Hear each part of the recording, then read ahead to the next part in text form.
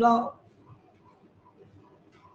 the next topic of discussion would be what happened with Troy.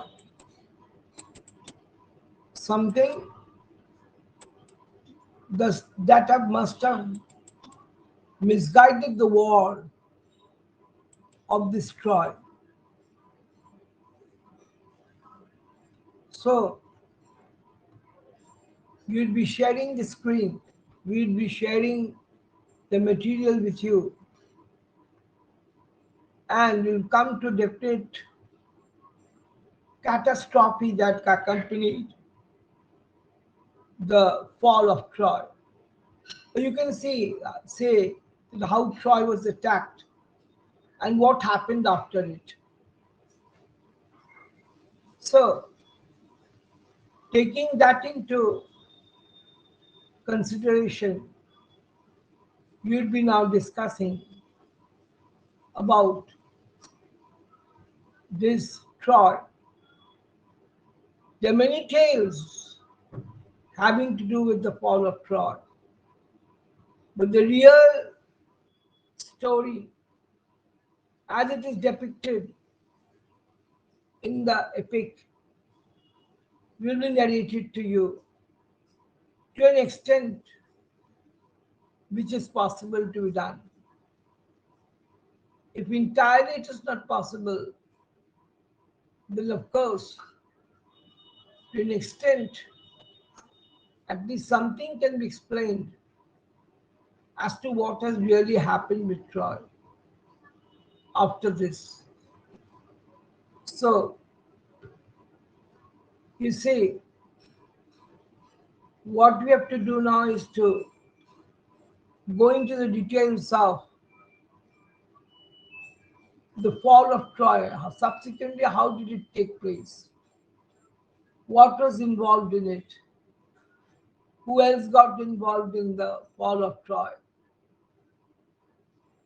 And how this was taken with great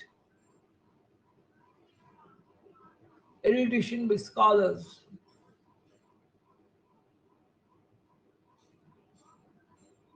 So, we have learned, we have heard, or we have discussed a lot about Iliad. Now, what we'll be saying is about Troy, which is also very important for the examination purpose. So, we have done the importance of Homer to the Greeks and his influence in modern culture. But this will follow with what I will be discussing with you at this present moment, and with great interest, so that what really did happen becomes clear to you, and you are also ready with the situation that has been brought about in this expedition, and how Troy fell, the fall of Troy after the Iliad. The fall of Troy is undoubtedly very important. So, the many scholars believe that the fall of Troy is not that important as the incidents that followed it to it, the incident that led to the fall of Troy. So we will not go into any such confusion, but we will discuss about what has really happened to Troy.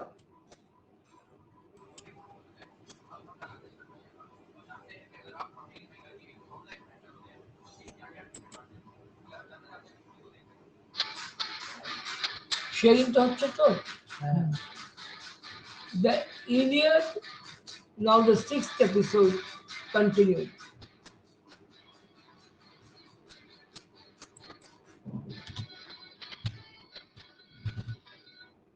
What is to be remembered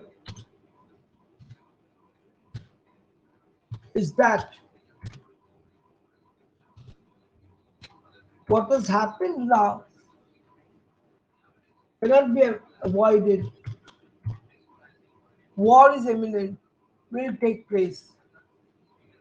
After the Iliad, the fall of Troy, events after the Iliad that led to the fall of Troy, was not a part of the poem.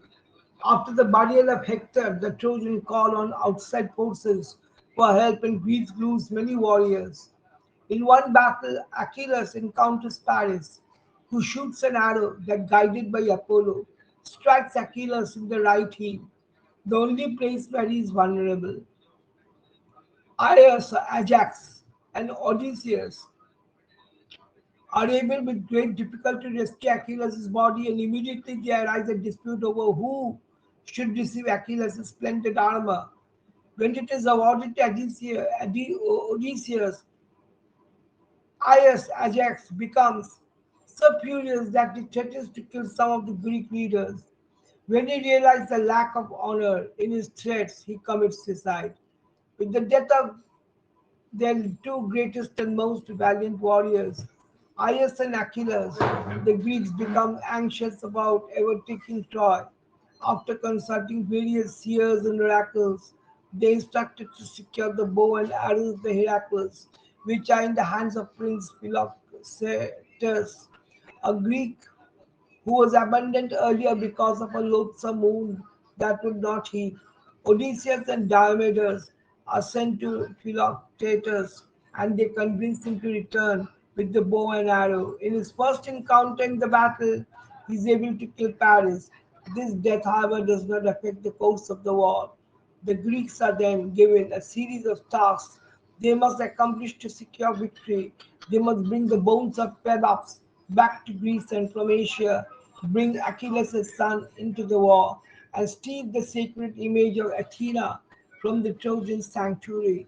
These tasks are complete, but none of them changes the course of the war. Then Odysseus conceives a plan whereby the Greeks can get inside the wall of Troy.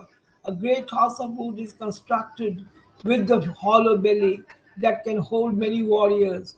In the darkness of the night, the house is brought to the Trojan plain. Odysseus and some of his men are hidden inside the house.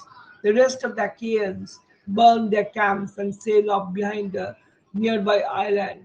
In the next morning, the Trojans find the Greeks gone and the huge mysterious house sitting before Troy. They also discover a Greek named Sinon, whom they take captive. Odysseus provided Sinon with plausible stories about the Greek departure. The wooden horse and his own presence dare to tell the Trojans. Sinon tells Priam and others that Athena deserted the temple and Athena deserted the Greeks because of the theft of the image from a temple. Without help, they were lost and so they departed. But to get home safely, they had to have a human sacrifice. Sinon was chosen, but he escaped and hid. The horse was left to placate the angry goddess, and the Greeks hoped the Trojans would desecrate it, earning Athena's hatred. These lies convinced Priam and many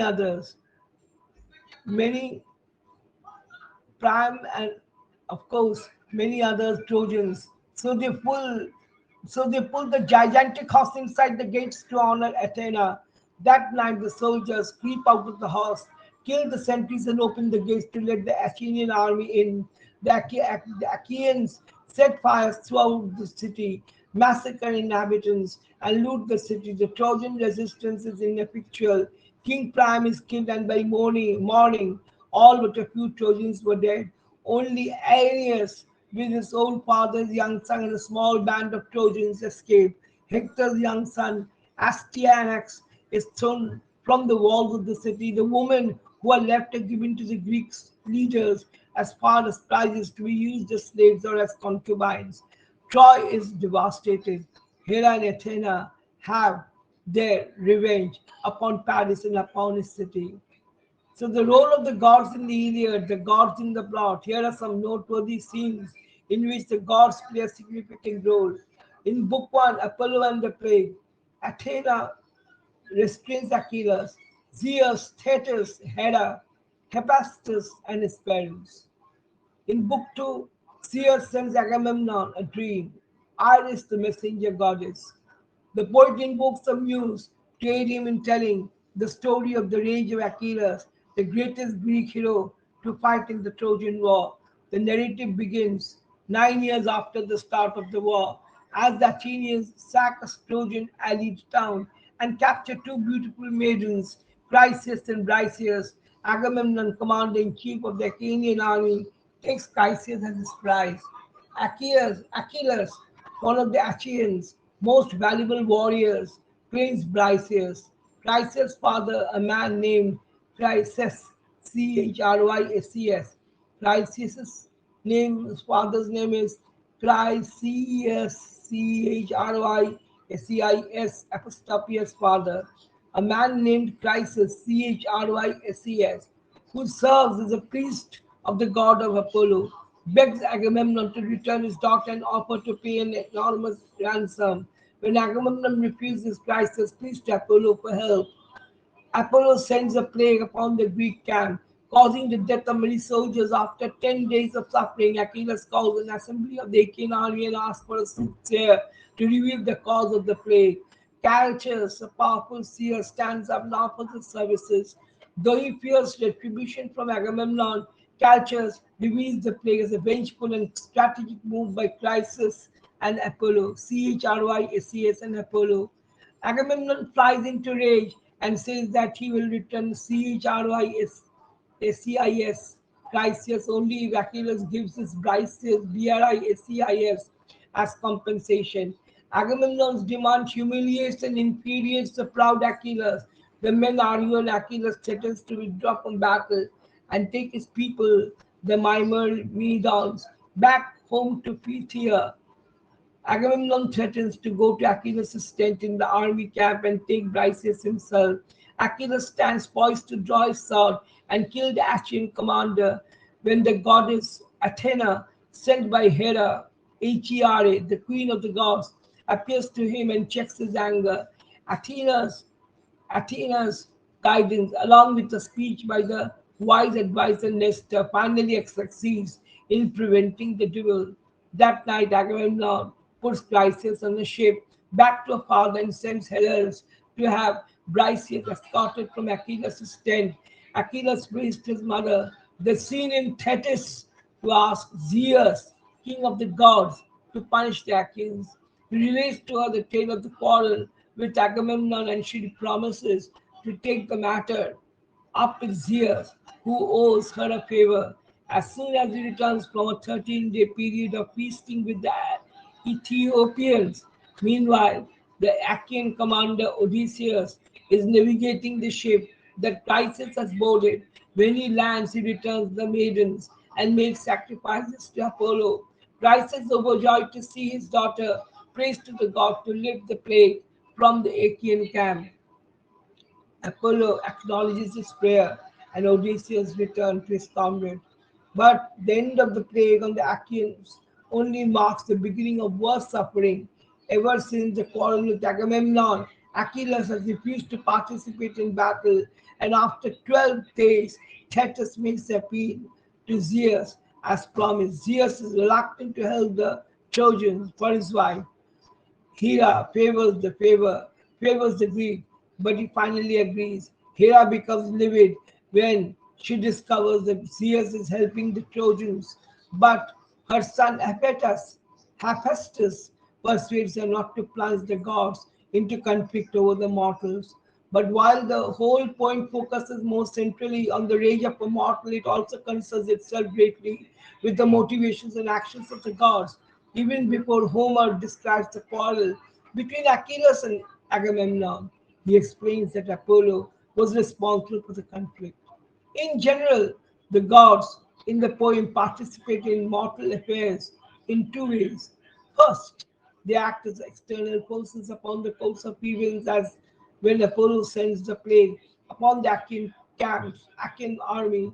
Second, they represent internal forces acting on individuals, as when Athena, the goddess of wisdom, prevents Achilles from abandoning all reasons and persuades him to cut Agamemnon with words and insults rather than his swords. But while the gods serve as a serious function in partially determining grave matters of peace and violence, life and death, they also serve one final function. And what is that?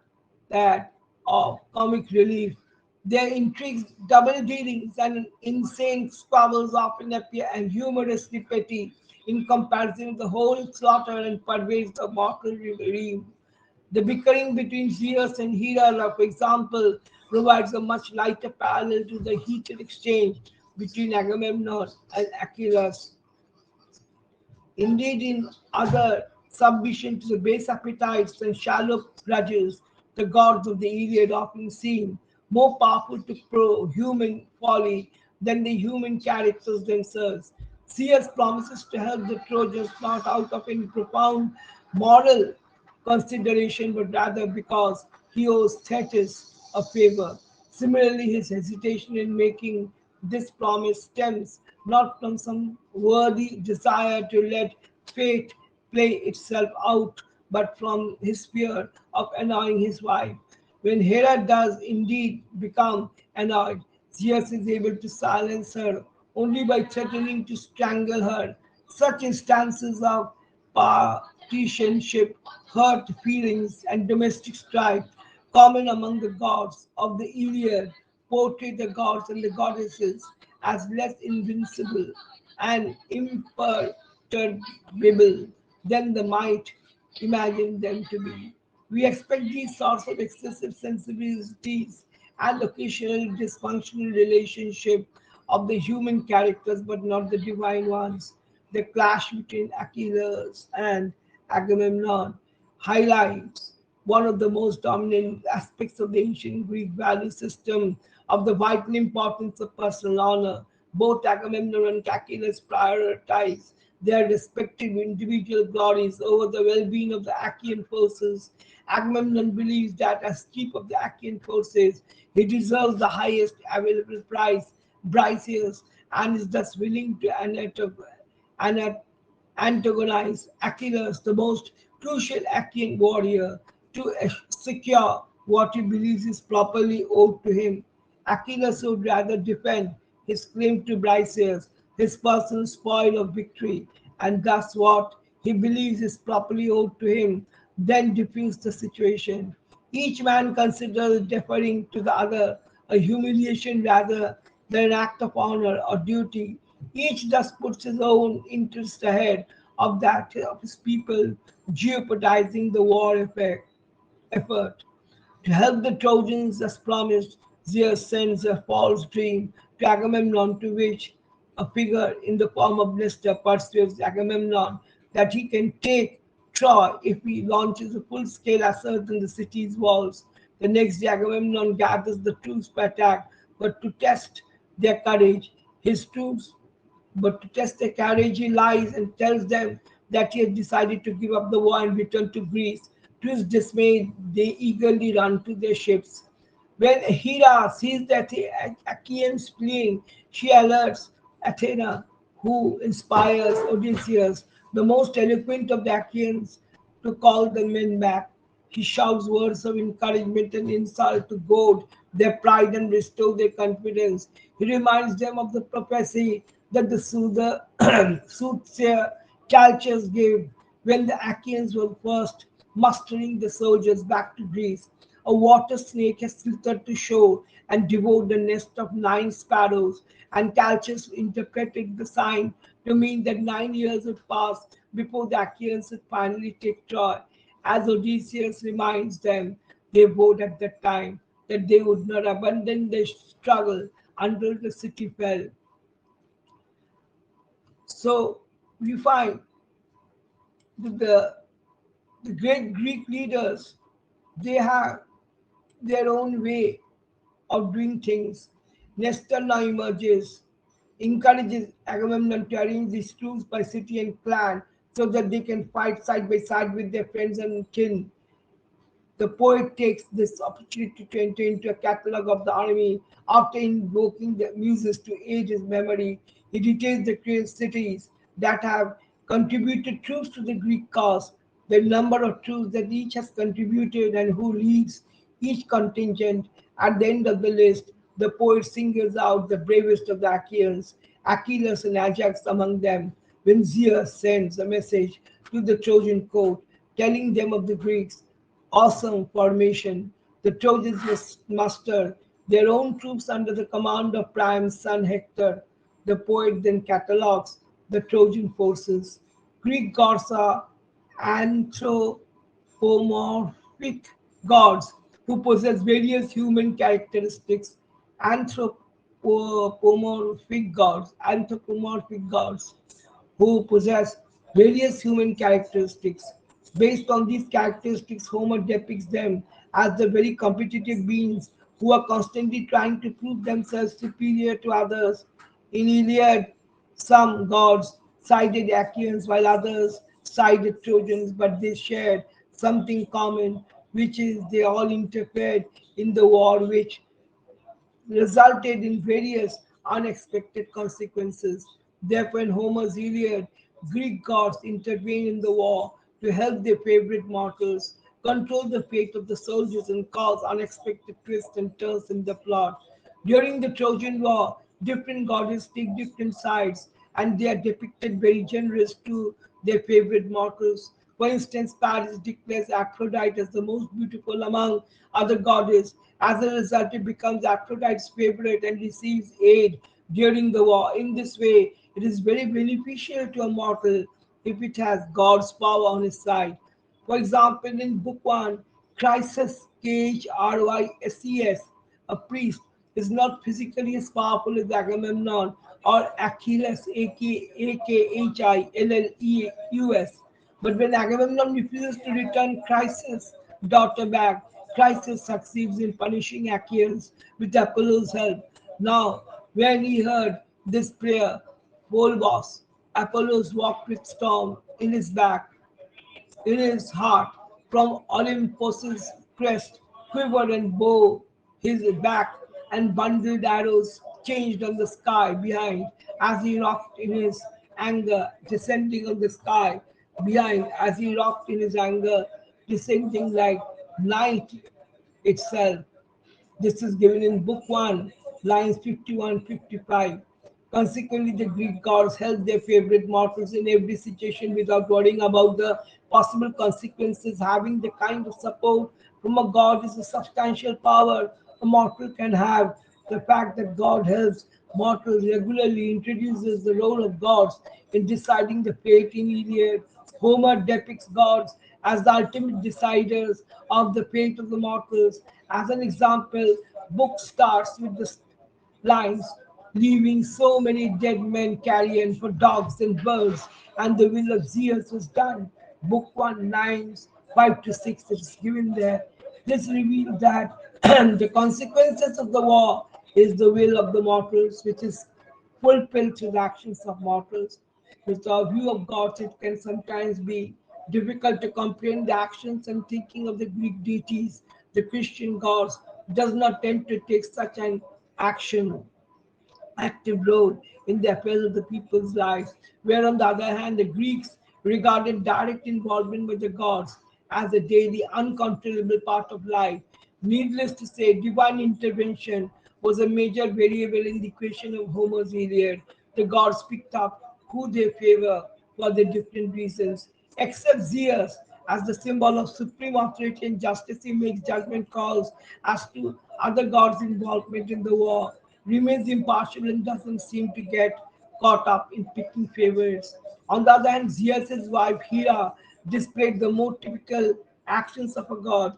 After Paris, a Trojan judged Aphrodite, the fairest over Hera, and after her daughter Hebe was replaced as cupbearer to the gods by a young Trojan boy, she was quite resentful towards Troy and its people. Obviously, She sided with the Greeks and would stop at no length to express her will, scheming and manipulating the even dared to trick her husband, king of the gods, Hera, along with Athena, who was also passed over in Paris, is seen as the chief divine aid of the Greeks. Being the god of the sea, Poseidon was another strong supporter of the ocean-faring Greeks. Of course, wherever Zeus turned his back, Poseidon tried to help the Greeks in the fight. Poseidon felt that he was somewhat Zeus's equal as his brother, but recognizing Zeus's authority and experience, he looked to Zeus as an elder. There were also gods who favored the Trojan side of the conflict. Both Apollo and Artemis, twin brothers and sisters, gave aid to the aid of the Troy. Although Artemis takes a rather minor role, Apollo, perhaps angered by Agamemnon's refusal to ransom Chryseis, the daughter of one of his priests, and was constantly changing the course of the war in favor of the Trojans, responsible for sending plague to the Greeks. Apollo was the first god to make an appearance in the Iliad. Also, mainly because Apollo and Artemis were on the Trojan side, their mother later also helped the Trojans. Aphrodite, obviously supporting the Paris' judgment, sided with the Trojans, although she was insignificant on the battlefield. Aphrodite was successful in convincing Ares, her lover, and the god of war to help the Trojans. However, Homer used the gods and the actions to establish twists in the plot of the war. It would not have been possible for him to write the story without the divine intervention of the gods. Indeed, they affected every aspect of the poem in some way, shape, or form. Yet, from the immortal perspective of the Greek god, the Trojan and everything related to it was only given a adventure. Zeus is the supreme god of the ancient Greeks, who became the ruler of the gods and men after he dethroned his father Cronus and defeated the Titans. He was the husband of his sister Hera and father by her and others of many gods, demigods, and mortals. He wielded thunderbolts and ruled the heavens, while his brothers Poseidon and Hades ruled the sea and the underworld respectively.